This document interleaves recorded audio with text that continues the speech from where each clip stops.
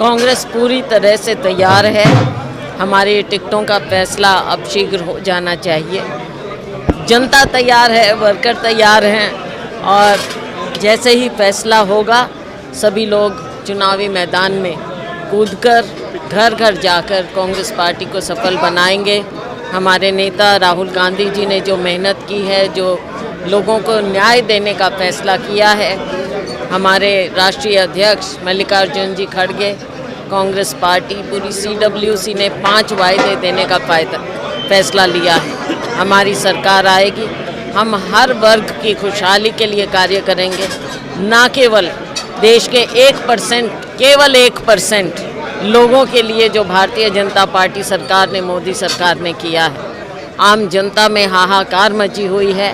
Congress party पूरी ताकत से मैदान में उठकर, हमारी 10 सीट है, 9 पर कांग्रेस लड़ रही है, एक अलायंस में है आप पार्टी के साथ। हम 10 की 10 सीटों पर चुनाव जीतेंगे। बीजेपी का दावा है कि हरियाणा की सभी सीटों पर कमल का फूल खिलेगा। देखिए, इनके दावे हैं। मैं आपको याद दिलाना चाहूँगी कि एक समय था जब इन्होंने इंडिया शाइनिंग का दावा किया था, लेकिन उस समय हमारी UPA सरकार आई। एक समय था पिछला चुनाव जब इन्होंने 75 पार का दावा किया था और 40 पर रुक गए थे। अब ये 400 पार का दावा कर रहे हैं। असलियत थोड़े दिन में सामने आ जाएगी, कहीं नज़दीक भी नहीं है। लोगों में नीचे जो अंडर करंट है, आज हम हरियाणा में ही अगर देख लें, सरकार के बिल्कुल खिलाफ हो चुके हैं। और शायद इनको कहीं ना कहीं इस बात का अंदेशा था, जो इन्होंने एकदम आखिर में लास्ट मिनट में जाकर अपने मुख्यमंत्री का चेहरा भी बदला, तो कमज़ोरी तो ये पहले से ही दिखा चुके हैं।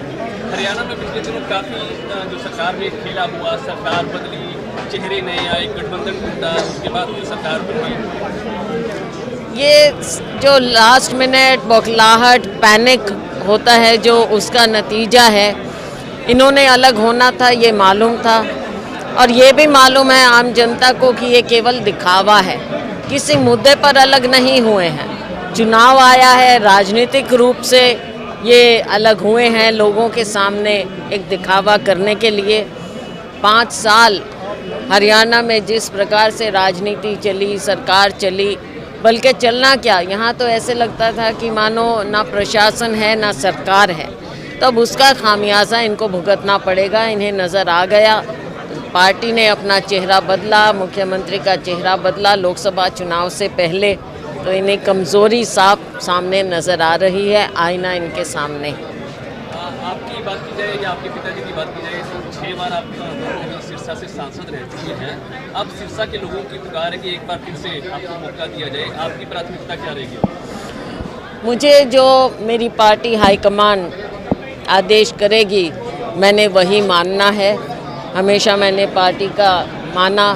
यहाँ से मुझे सिरसा के लोगों का अपार प्रेम मिला, मेरे पिताजी को मिला, और उसके बावजूद बेशक मैं चुनाव नहीं लड़ी यहाँ बीच में, पर आना जाना मेरा लगातार यहाँ पर रहा, तो लोगों का प्यार है जिसके लिए मैं उनका धन्यवाद करूँ भी तो कैसे करूँ। इसके अलावा आपने देखा कि पहले जब से 2004 से मैं अम्बाला गई, अम्बाला के लोगों ने मुझे 1991 में सिरसा के लोगों ने मुझे ऐतिहासिक जीत दी थी, हरियाणा में हाईएस्ट मार्जिन से मुझे जिताया था। 2004 में अम्बाला के लोगों ने मुझे ऐतिहासिक जीत दी, मुझे करीबन 2.5 लाख वोटों से जिताया, हाईएस्ट था हरियाणा में। उतार चढ़ाव राजनीति में हर जगह होते हैं, लेकिन लोगों का प्यार होता है। अम्बाला के लोगों का भी प्यार है, सिरसा के लोगों का भी प्यार है। मेरी हाईकमान अगर मुझे कहेगी चुनाव लड़ना है तो लड़ूंगी, कहेंगे नहीं लड़ना तो मैं नहीं लड़ूंगी, कहेंगे फलानी जगह से लड़ना है तो मैं वहीं से लड़ूंगी। कोई पत्ते नहीं खुलेंगे? अभी हाईकमान का आदेश होगा, मेरे तो पत्ते खुले हैं। उम्मीदवारों की घोषणा कब तक हो सकती है? जल्दी होना चाहिए, अब जल्दी होना चाहिए। अब स्क्रीनिंग कमेटी हमारी जल्दी फैसला कर ले और फिर केंद्रीय चुनाव समिति में चला जाएगा, वहाँ पर समय नहीं लगाते हैं, तो जल्दी होना चाहिए।